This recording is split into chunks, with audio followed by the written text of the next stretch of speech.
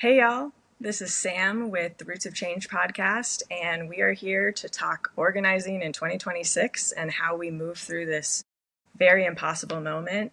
We are really lucky to have Chris Torres here to talk about organizing. How are you doing, Chris? I know that's a very loaded question these days. Definitely, I'm holding up well considering the world that we wake up to every day. So I'm hanging in there. I think that's what we have to kind of focus on is like that kind of keeping that next step every single day, finding the hope through the action. And, we have to stay informed while also taking care of ourselves. So Yeah, for sure. we are here to really get into this moment. You have been an organizer, electoral campaigner, and movement strategist for over 15 years. I won't list all of your many amazing accomplishments, but you started your organizing with Senator Sheldon Whitehouse from Rhode Island, and then former President Barack Obama. You also served as MoveOn's political director, really mobilizing voters and doing a lot of that on the ground mobilizing for elections. You serve on the board of Alliance for Justice, you're a trainer for Leading Change Network, and you are a master's student at CUNY School of Labor and Urban Studies. That was a lot, but did I miss anything? More importantly, I think you covered most everything, but I'm currently serving as executive director for Leadership for Democracy and Social Justice, which is an institute based at CUNY, the City University of New York. Perfect. Yes, yes, and we're going to get really into the Leadership for Democracy and Social Justice and what you guys are doing. Before we get into that, I did want to kind of level set. Obviously, we are recording this on January 22nd, and a lot has happened. I was like texting someone, I was like, this has been the longest year this past 3 weeks. And a lot of that is by design. A lot of that is to throw chaos and to make sure that we cannot organize and we can't not move in this moment. So I really wanted to kind of start with the basics and what organizing really means to you and how you got started through that. Yes. No, I appreciate the opportunity to share a little bit about how I got into organizing. We are definitely in quite a political moment, and I think it's kind of mixed. Um, there are moments of challenge that are coming out of Washington, and at the same time, there's also moments of hope coming out of the states. You look at what just took place in Virginia, where the governor passed something recently that said that ICE can't, or that the law enforcement can't work with ICE on federal deportation processes. And you're looking at what's happening in the great city that I love, New York City, with Mayor Mamdani now, who just a few days ago announced that he is restarting the summer youth program and to help young people get their first jobs. That's actually how I got my first job at 14 years old. I was a summer youth employee before it got Right? dismantled.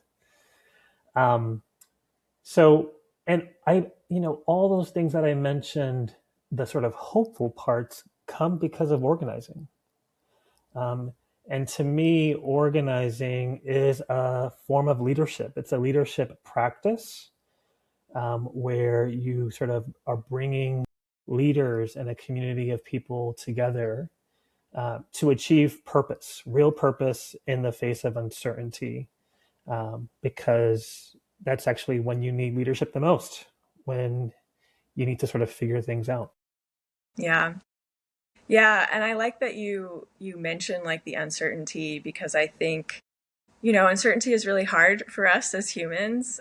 We want to know all of the answers, and organizing is such a muscle to learn to trust and to put forth the actions that you think are going to create the world that you want, even though you don't know what's on the other side. It's so true.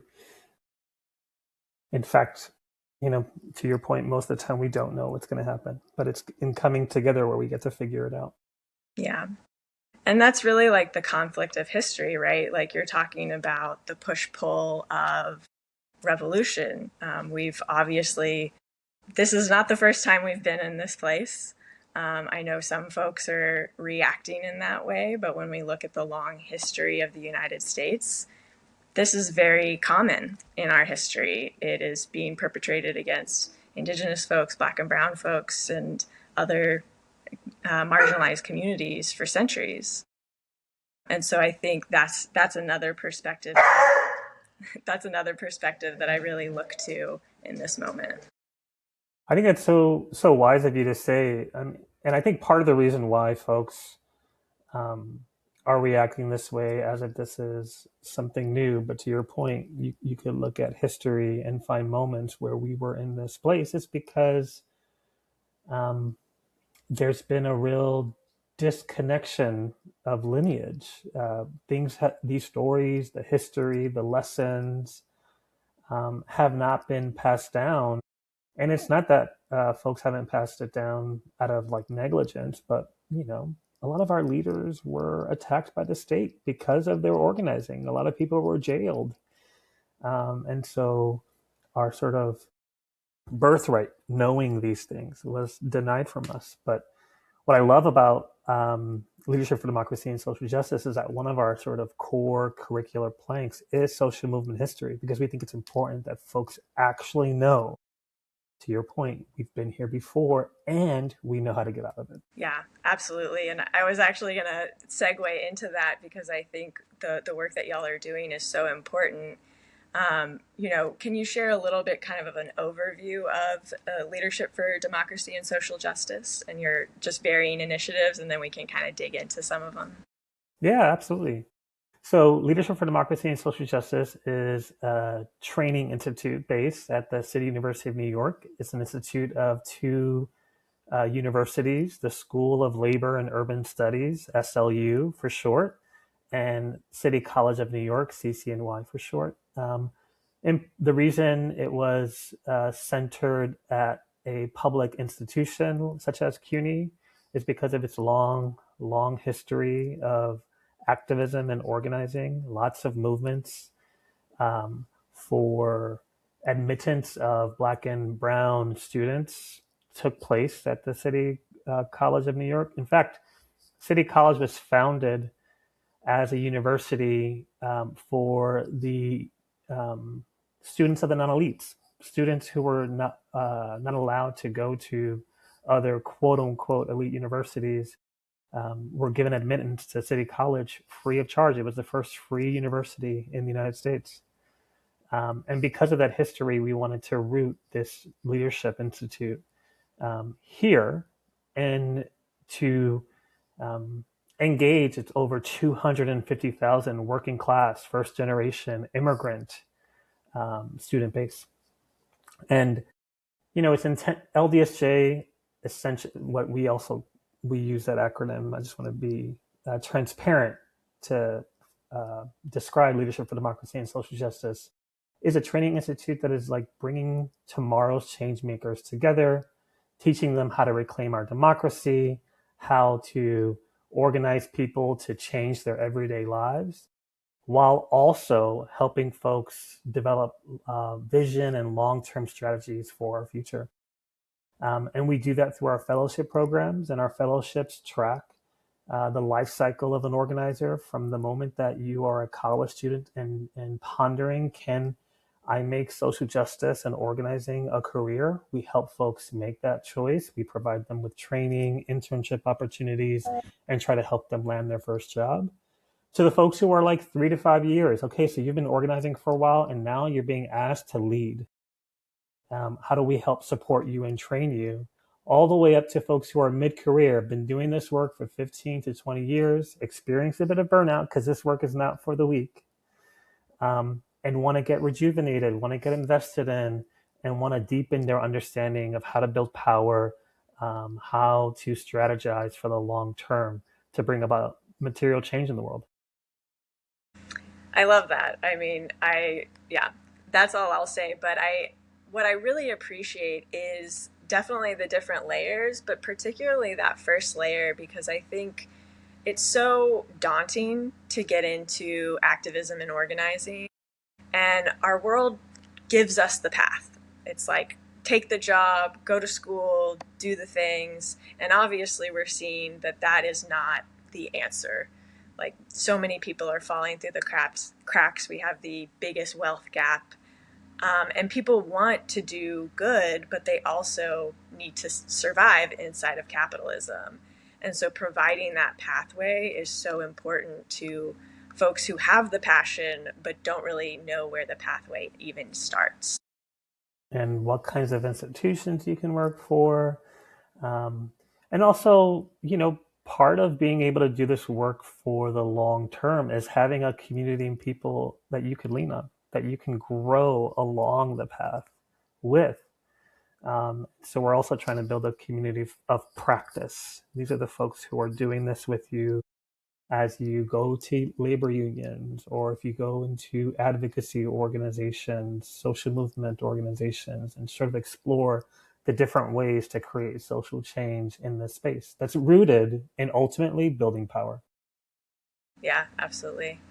And we're going to get back to some of those strategies and initiatives, but I wanted to touch on New York because you established like the history of LDSJ, and I think that's so important. I drove across the country last year, and so we'll be releasing more of my road trip and just like my experience and reaction across the country and the varying class differences that we see. And of course, New York is like the tale of two cities. You can see the uber elite versus the, more black and brown neighborhoods, the queer neighborhoods. And there is that kind of that vibrance. And I wanted to touch first on your move on experience, as well as, the success of Mamdani's race, bringing working class folks together.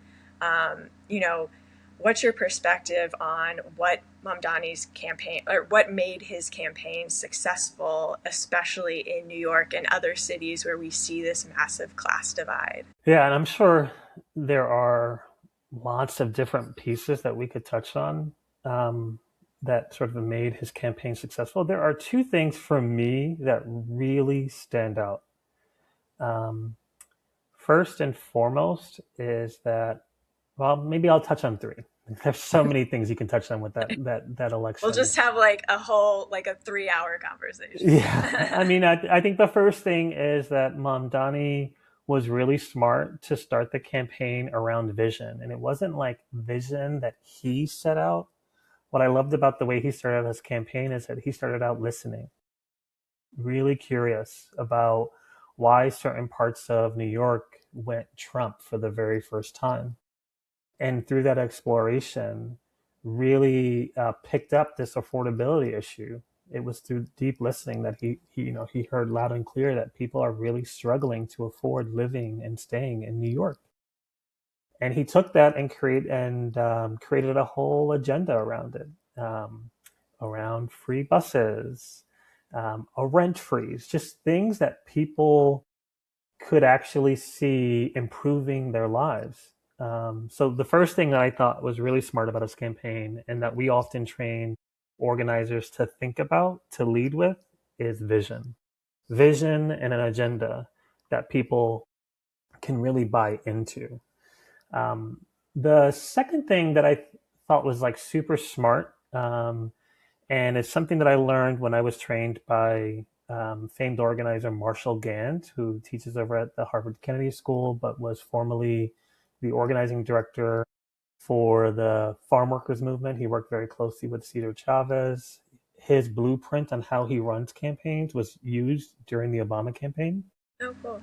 And many other movements have picked up sort of his organizing framework.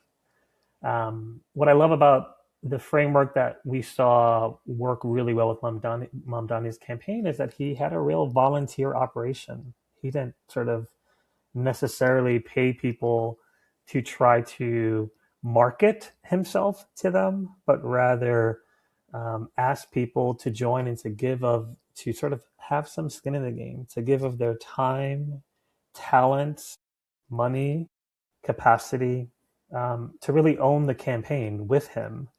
There was this one thing he did so smart where it was like a scavenger hunt. He had volunteers come in to do a scavenger hunt to learn New York history and New York's history with democratic socialism in its past.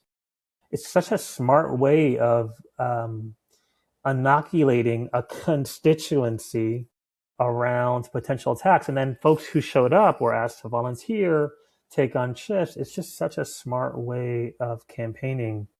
And it's a lost art that we don't see in a lot of other campaigns. And of course, the last part, which I don't think I have to say much more about, is his communication skills. He was a disciplined communicator, um, fun communicator, and but also very simple, Yeah. disciplined and simple and fun. Yeah, absolutely.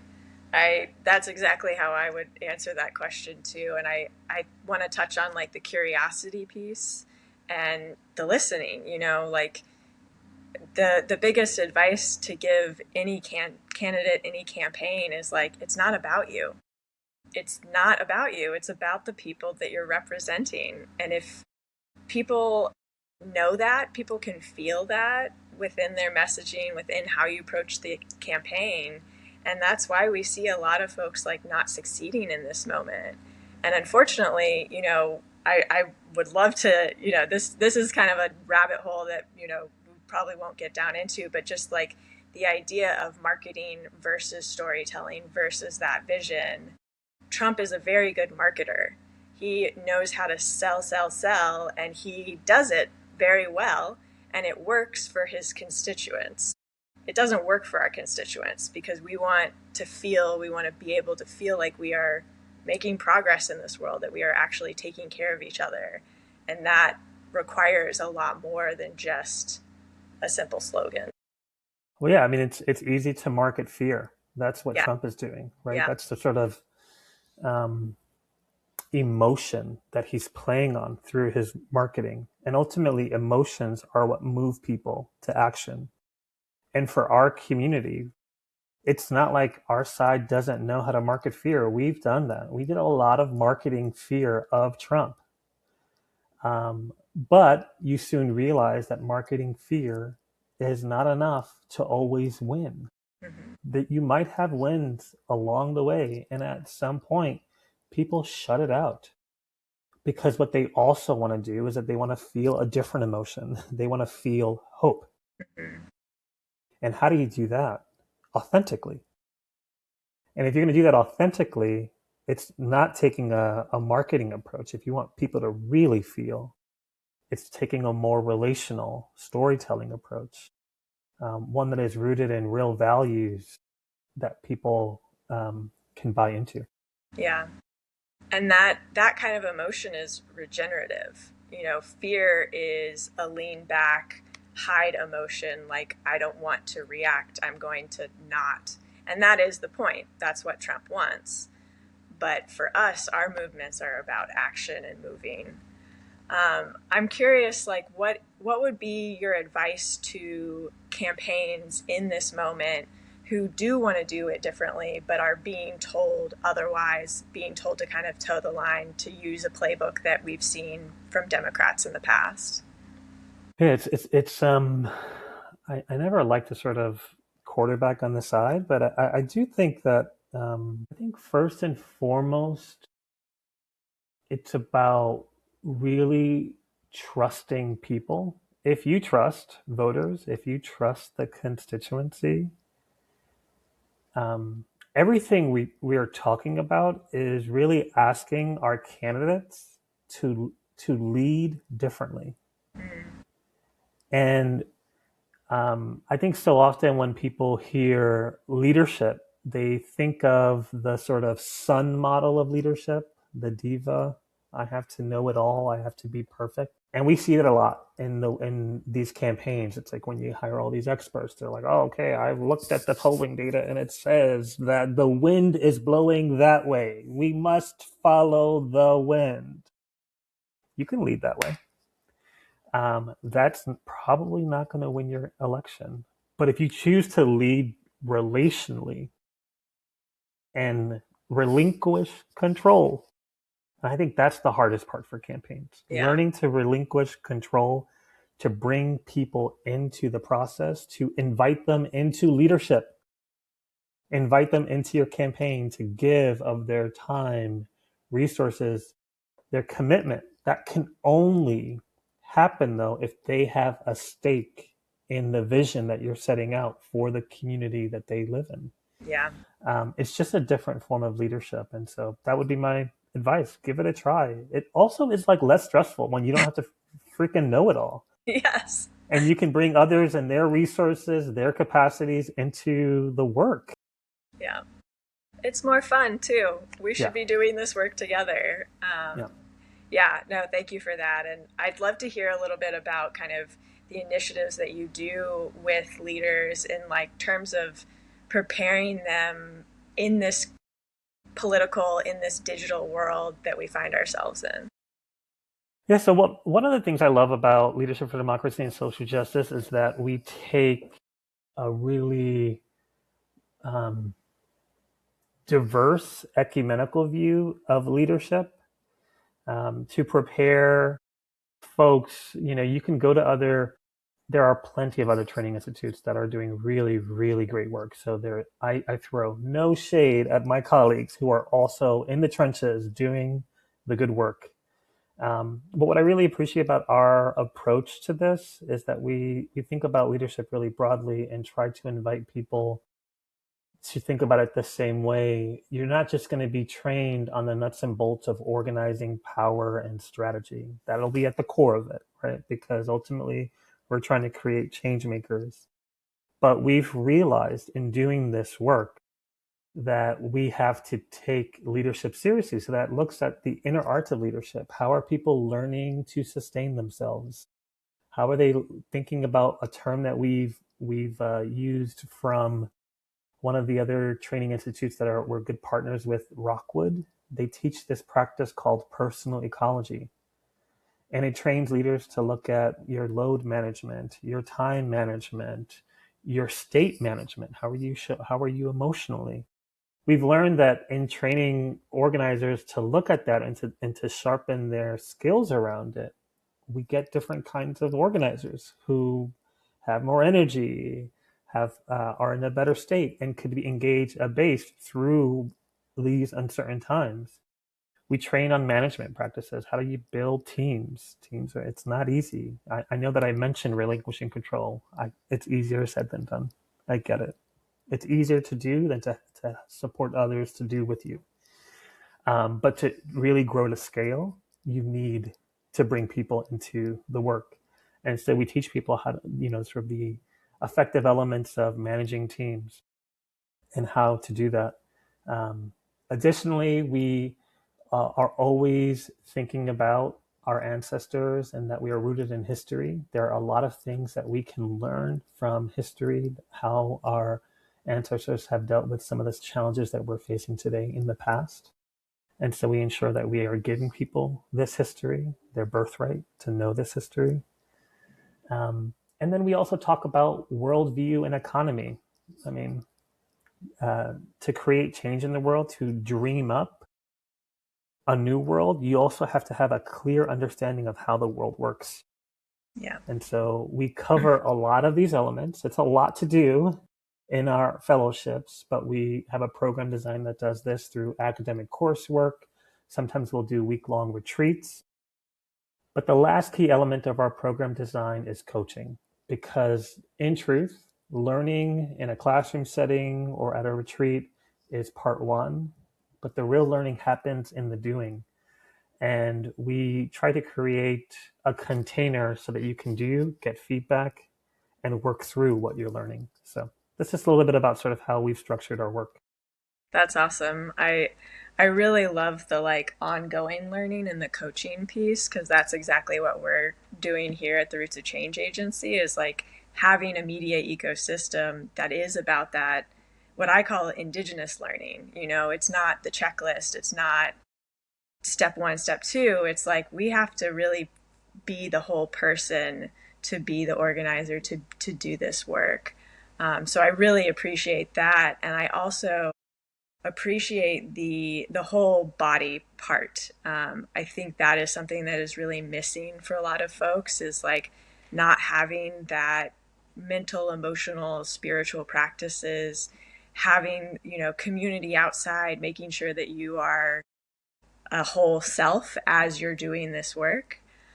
So I wanted you to touch a little bit on your radical release initiative, because that sounded really amazing and like really something that a lot of folks aren't really thinking about. Hey, thank you for allowing me to share about radical release. It was the brainchild of one of our key staffers named Sasha Graham. And one of the things that we like to do ourselves is we like to listen to the field. What's happening? What are we noticing? And Sasha convened several focus groups with Black women, newly appointed executive directors during the early 2020s, the George Floyd uprising, COVID. There was also major shifts in our progressive ecosystem where a lot of leaders who had, one organization that I'm on the board of, our former executive director was the executive director for 40 years of an organization. 40 long years, and transitioned leadership to a new leader. Could you imagine stepping into the shoes of someone who's been doing this for 40 years, and sort of you have to absorb everything that comes with it, all the staff issues that comes with it, all of the challenges, as well as the opportunities, but you're inheriting that. And a lot of Black women assumed leadership during this time and were really feeling burnt out from it all. And so in part, Sasha, through those conversations, uncovered like one of the key things she kept hearing over and over was these sort of negative stories that folks learn to tell about themselves. And so the intervention that Radical Release attempts to do, it's a sustainability cohort that tries to help people think about taking a pause, releasing the stories, the traumas, the burnout, and developing new stories and new practices that allow them to sustain themselves for the long term. It's looking at narrative strategy in a very different way. Often we think about narrative strategy, we think about it from an organizational or ecosystem view, but this is actually looking at the narratives at a personal level. What's happening inside? What stories have you told yourself all this time? When did you learn to tell yourself this? And how might you shift that? We don't leave it there, though we always start with personal. We also help train leaders to think about the stories that the organizations are telling themselves, the movements. How do you help people get through moments of loss? What are the stories you tell about your institution, about your movement, about leaders during moments of loss? It's often when movements experience the most infighting, during moments of loss, because folks are looking to understand why this happened. And when there is a vacuum in that story, they're going to look around and say, oh, that's the reason. That person right there, that decision that person made, that's the story. And we need to equip our leaders who are principals in organizations to step into that vacuum, to help organizations navigate loss and tell different stories. This is just a little bit of what's happening at the Radical Release Fellowship, but we're using narrative strategy as a way to sustain our leaders, our organizations, and our movement. That's amazing. I love everything about that. I think that's so important, and especially for marginalized folks, because I see it, I see it here in the Bay Area, because we're also a city divided. We have big tech and we have a lot of very wealthy people in this city, but we also have thriving Black and Brown and Indigenous communities that are being displaced, that are being intentionally pushed aside. And we're seeing like the defunding of schools. And I've been doing work with, high school students, and you can see it in their face and and the way they carry themselves is that they don't see their magic. They don't see how amazing they are. And that's because of the stories that the society is telling them, that the social media is telling them. And the more we reframe our own stories and our outside stories, that's how we then reframe the whole world. Yeah. Because ultimately what we want is them to feel agency, right? I mean, Yeah. ultimately, and there's plenty of stories both rooted in history and in their daily lives where they're exercising agency, and it's about helping them unlock those. Yeah, absolutely. I wanted to ask a bit about your own movement ancestors and who you kind of hold in this moment. Yeah, I think that's actually the things I feel really blessed about. I've Mm. had some amazing mentorship all throughout my career. Folks like Deepak Bhargava, who was the former executive director of Community Change. He's actually the founder of Leadership for Democracy and Social Justice. He played a massive role in the immigrant rights movement in building what it is today. Um, what I appreciated about him as sort of my ancestor, well, I don't know if he wants me to call him an ancestor, but he's someone, He's an mentor elder. that yeah, he's an elder, a movement elder. I don't know that he wants me to call him that either. I don't know. He's one of the first leaders I've ever seen model the leadership. And the thing that I appreciated that's always in my head when I energetically feel off, when I feel dysregulated, he used to tell me this: Chris, you're not standing in your power. What would it mean for you to stand in your power? And I think if I didn't have him as a model, I wouldn't have understood what that meant. It's like when someone tells you stand in your power, what the hell does that mean? I'm not feeling right now. Um, but he sort of exemplified empathetic leadership.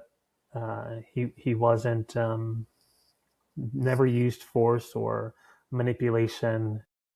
Was authentically himself, curious, listened. And so in moments of conflict, it can be easy to have your amygdala turned on and to operate from that space.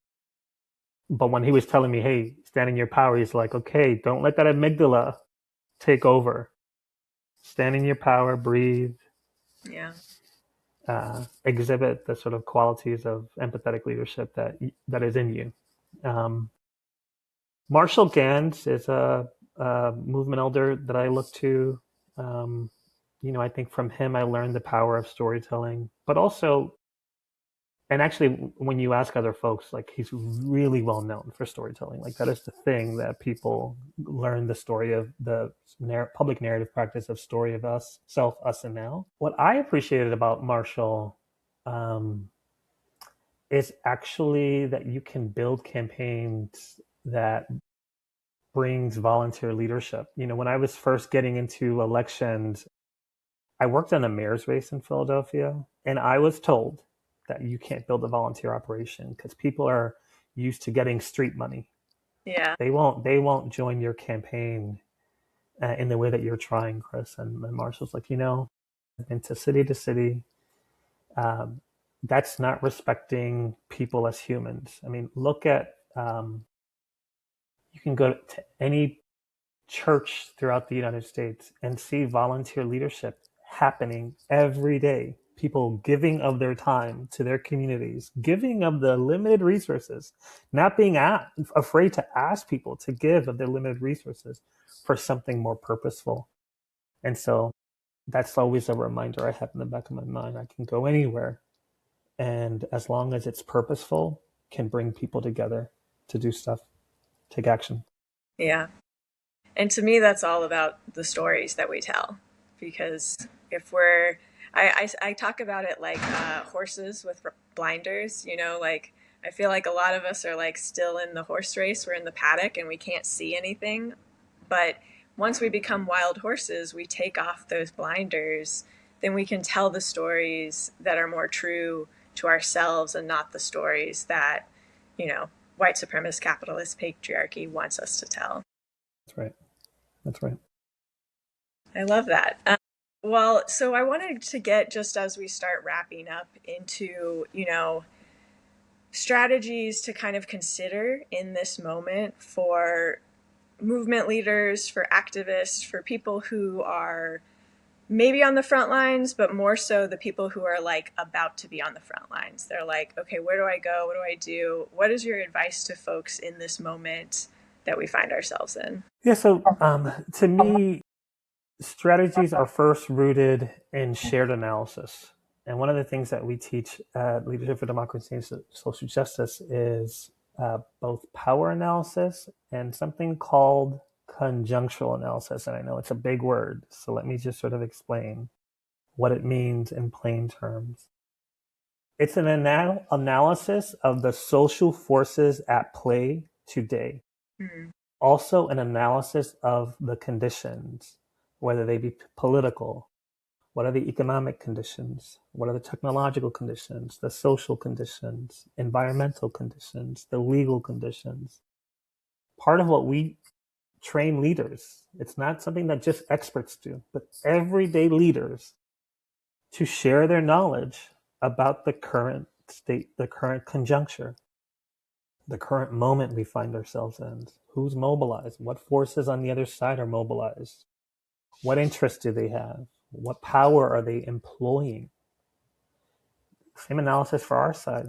Who's all in the field? Who's not in the field? What power are we employing? What strategies are we using? Are there cracks happening in the other side's coalition that allows us an opportunity to develop a strategy to take advantage of said cracks?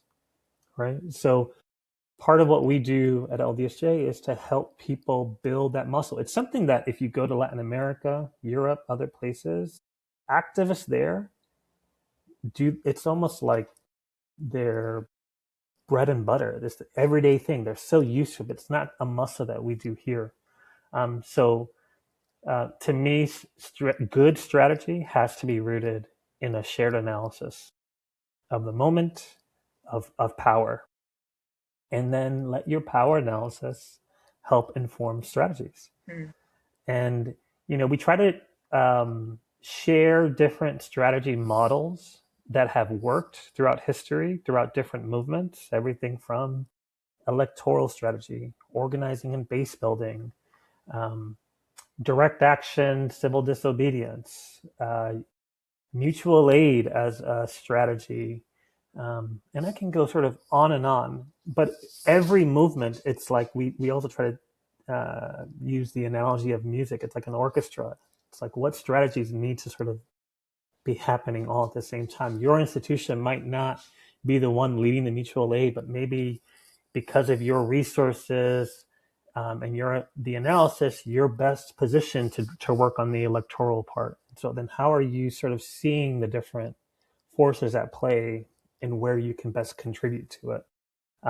So in summary, I would start off by saying what we first want to teach folks is good analysis that then can support really informed, rooted strategy. Yeah, absolutely.